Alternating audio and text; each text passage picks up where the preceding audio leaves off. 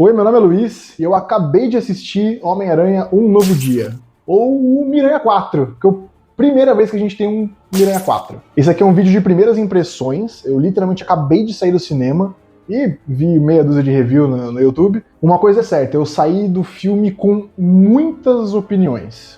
Muitas mesmo. Para começar, aviso de spoiler. Esse é um vídeo com spoilers, eu vou falar bastante coisa do filme. Não assista esse vídeo se você ainda não assistiu o filme, tá? Então vai lá, vai no cinema, assiste o filme, ou pirateia de algum lugar, porque já vazou o filme 500 mil vezes, e depois você volta aqui e assiste. Tirando isso da frente, o filme é excelente, tá? O filme é muito bom.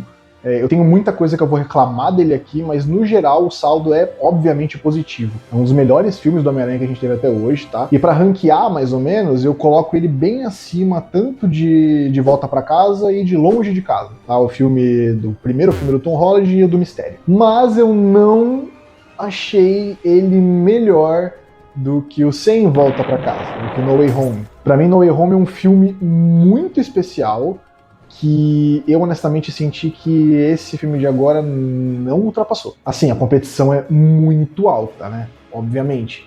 Aquele filme foi realmente um filme evento, trazendo uma porrada de atores de filmes antigos, então é até difícil comparar. Até porque esse é basicamente o primeiro filme dessa nova trilogia, então é até complicado fazer essa comparação também, né? Inclusive eu tô assustado que o Miranha 4 ultrapassou Vingadores, foi o Vingadores Ultimato?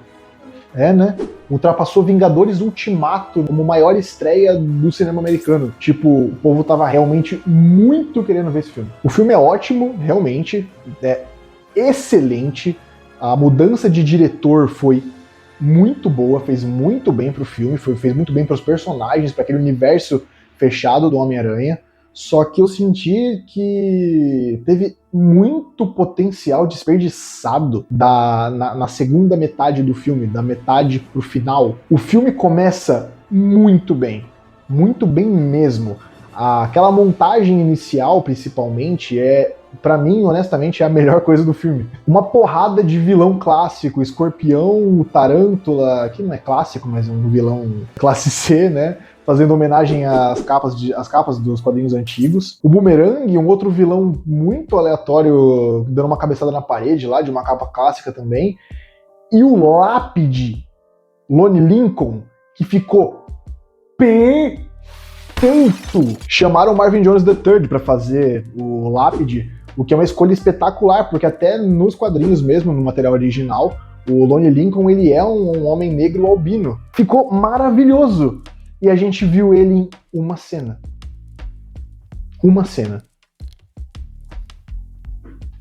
Foda. Mas foda mesmo foi toda a questão da ação. A ação tá impecável, o diretor de Shang-Chi tá fazendo um ótimo trabalho aqui também. Realmente a direção de arte marcial e coreografia dele é absurdo e combinou muito com o Homem-Aranha. Inclusive, combinou muito com o clã do Tentáculo que apareceu, né? O Shang-Chi com muita luta de referência oriental e tem um monte de ninja nesse filme também, então tá até que dentro do tema. Os balanços de teia desse filme beiraram a qualidade de Espetacular Homem-Aranha 2. Eu acabei de assistir o filme, né, então eu não tenho muita comparação de verdade com as cenas do Espetacular Homem-Aranha 2, do Andrew Garfield no caso, só que eu tenho quase certeza de que essas cenas vão ser tão boas quanto numa próxima assistida. Eu fiquei muito impressionado. O jogo de câmera, a forma dinâmica que foi gravado, o balanço que foi gravado, todo o movimento do Peter no ar foi assustador. Inclusive aquela cena que já tinha sido chamado a atenção no trailer do filme, que a gente enxerga o olho do Peter por dentro da máscara. E, nossa, impecável.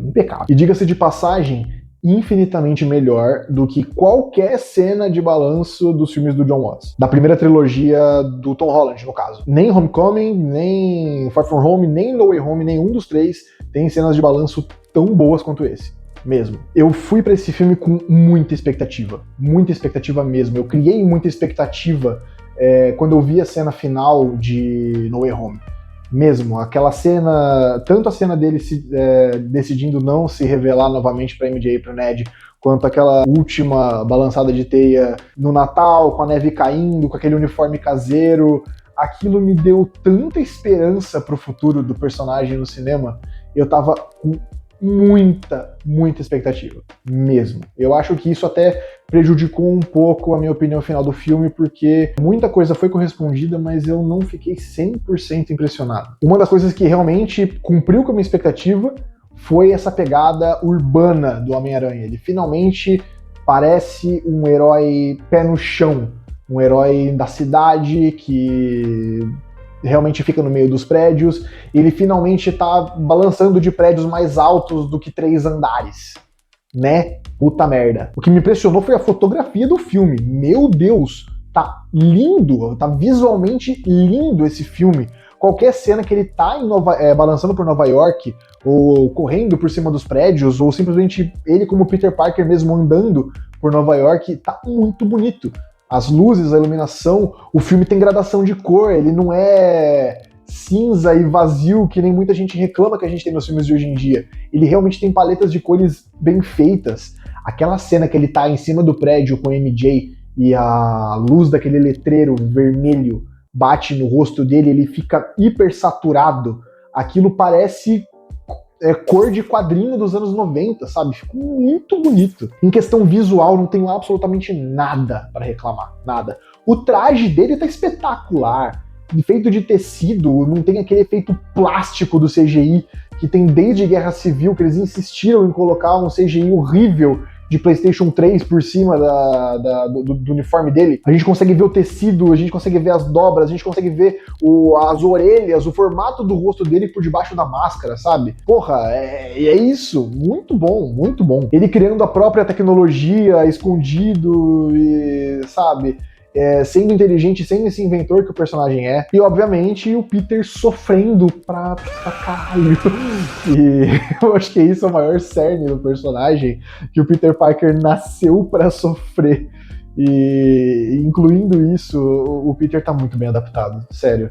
Tá respeitando muito o material fonte, tá demais. Não dá pra reclamar dessa questão de adaptação, sério. Esse filme tá muito respeitoso. É uma delícia de assistir, ainda mais para quem tá acostumado com a vibe do Homem-Aranha nos quadrinhos. Eu, pessoalmente, acompanhei muito a saga a escrita do Dan Slott nos quadrinhos, muito com a arte do Humberto Ramos, que é uma das minhas favoritas pro personagem. E, sabe, muitas vezes eu realmente me senti lendo uma página de quadrinho, sério. Parecia que eles tinham pegado a arte das páginas de alguma história e traduzido pra tela. Foi lindo. O elenco coadjuvante também tá demais. Eu amei a Lisa Colonzayas como a detetive The Wolf. Eu já adorava essa atriz quando ela fez a Tina na série do The Bear, que eu acho que é o papel mais famoso dela, e ela ficou muito legal de assistir. Ela não é uma atuação nada impressionante, obviamente, é um papel de coadjuvante, mas a presença dela dá uma calorosidade pro filme, sabe? Dela ser essa única presença mais acolhedora que o Peter tem, e muitas vezes que se preocupa com ele, acaba suprindo até um pouco da falta do cuidado que ele tinha com a tia May, sabe? Acaba substituindo até um pouco esse espaço que ela tinha na vida dele. E o destaque do filme, obviamente, foi o Justiceiro, cara. O que fizeram com esse personagem, velho? Quem disse que o Justiceiro precisa ser mais 18 pra funcionar? Não precisa. Cara, o Frank funcionou demais, mesmo. Eles aproveitaram todo o carisma do John Bertal. Tá fiel aos quadrinhos? Não tá, nem um pouco. Tá consistente com o material anterior do que a gente já tinha visto nas outras séries? Não tá, nem um pouco. Mas tá muito bom, tá muito divertido. Eles estão literalmente o filme inteiro batendo boca, uma relação meio de irmão mais novo e irmão mais velho. Só que é tipo o irmão mais novo responsável, o irmão mais velho tranqueira, que não para de fazer merda. Cara, é muito bom. Que dinâmica espetacular. O Peter e o Frank, eles têm uma certa dinâmica nos quadrinhos, mas não tem nada a ver com o que aconteceu agora no filme. Mas, cara, foi muito divertido, sabe? Não foi fiel, não foi nada tirado de nenhum material, só que foi tão legal de assistir, foi entretenimento puro, E não tem como reclamar, sabe? Foi só muito da hora, muito da hora. Novamente, aproveitaram o carisma do Jon Bernthal. Do mesmo jeito que aproveitaram o carisma do Chris Hemsworth pra fazer o Thor, porque ele sempre foi um ator muito bom pra uma pegada de comédia, e ele melhorou muito como personagem quando começaram a aproveitar esse lado do ator, mesmo que não traduzisse 100% pro personagem. Agora, sobre o drama, sobre toda a questão emocional dos personagens. Eu amei o jeito que eles trataram toda a questão da MJ e do Ned. Você sente a dor, você sente o luto que o Peter tá passando.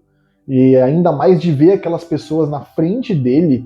E essa foi uma coisa que correspondeu às minhas expectativas até que bem, assim. A dor que o Peter transpareceu no final de No Way Home foi refletida muito bem agora em Brand New Day. E a jornada pessoal do personagem do Peter também envolveu muito essa questão de que não é porque eles não lembram do que aconteceu antes que eles não podem mais ser parte da minha vida, sabe? Aquela cena, depois de já ter meio que acontecido quase tudo, do Peter usando uniforme ainda, mas montando Lego com o Ned, eles curtindo e o Peter dando risada, sabe? Ele falando, nossa, tava com saudade de vocês. Cara, aquilo me emocionou tanto, foi tão legal ver aquilo, sabe?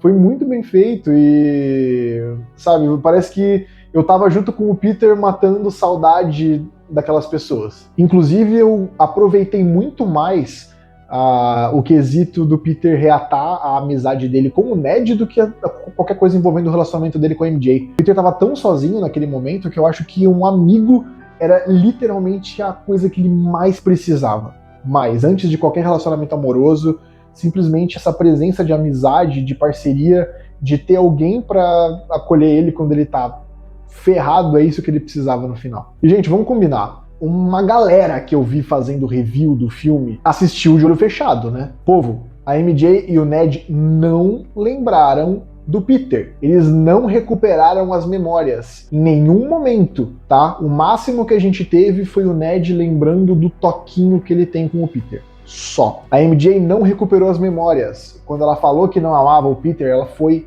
genuína. O feitiço funcionou. Acabou, já era. Provavelmente eles vão acabar reatando, desenvolvendo um novo tipo de relacionamento no futuro, mas agora já foi, acabou. Aquela cena do café no final, o Ned não lembrou do Peter.